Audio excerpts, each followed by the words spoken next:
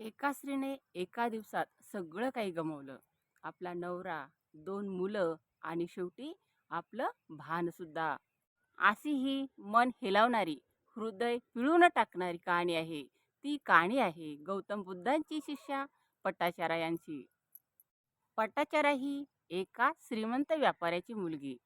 दिसायला सुंदर, हुशार अशी ती मुलगी होती आणि घरातील सर्व माणसं तिच्यावर जीवापाड प्रेम करत होते.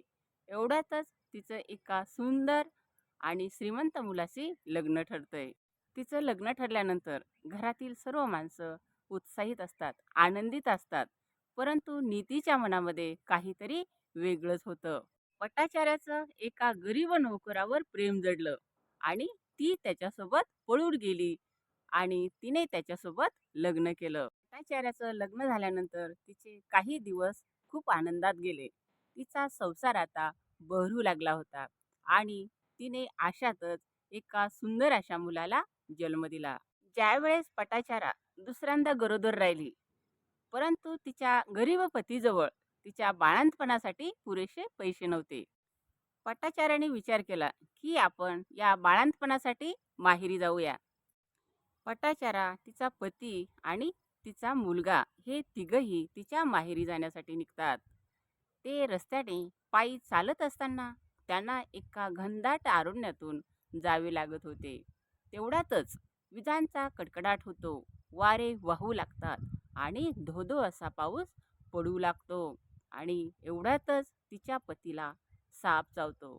तो साप विषारी असल्यामुळे तिचा पती तेथेच मरण पावतो. पटाचार्याने तिचा पती गमावला होता. ती खूप दुःखी झाली होती. तिला ते दुःख असह्य झालं होतं.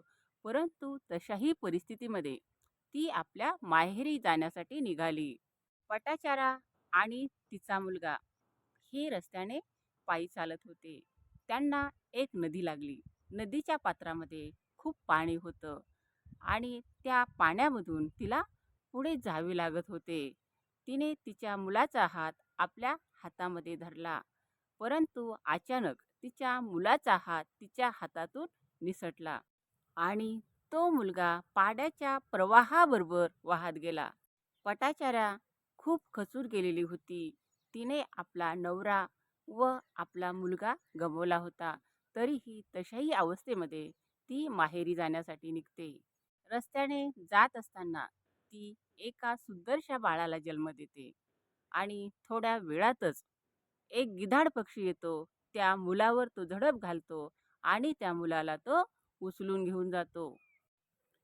पटाचार्याने आता सगळंच काही गमावलं होतं. ती खूप दुःखी झालेली होती आणि तशाही परिस्थितीमध्ये ती माहेरी जाण्यासाठी निघते. माहेरी गेल्यानंतर बघते तर काय, तिच्या आईवडिलांचं घर होतं ते सर्व जळून गेलेलं होतं. त्याची सर्व राख झालेली होती आणि त्या घरातील सर्व माणसं त्या आगीमध्ये मरण पावलेले होते. माणसाला सहन करण्याची काहीतरी मर्यादा असते. तिने खूप काही सहन केलं होतं आणि हे सर्व दृश्य बघून ती बेशुद्ध झाली. ती जमिनीवर पडली आणि तिला आता तिच्या वस्त्राचे सुद्धा भान राहिले नाही. पटाचार्या आता पूर्णपणे वेडी झाली होती आणि त्या वेडेपणातच ती नग्नपणे इकडे तिकडे फिरू लागलेली होती. त्यामुळे तिचे नाव पडले पटाचारा. पटाचारामध्ये नग्नपणे फिरणारी. पटाचाराची ही अवस्था गावातील सर्व माणसे बघत होती आणि त्यातील काही जणांना तिची दया आली व त्यांनी पटाचार्याला गौतम बुद्धाकडे नेले.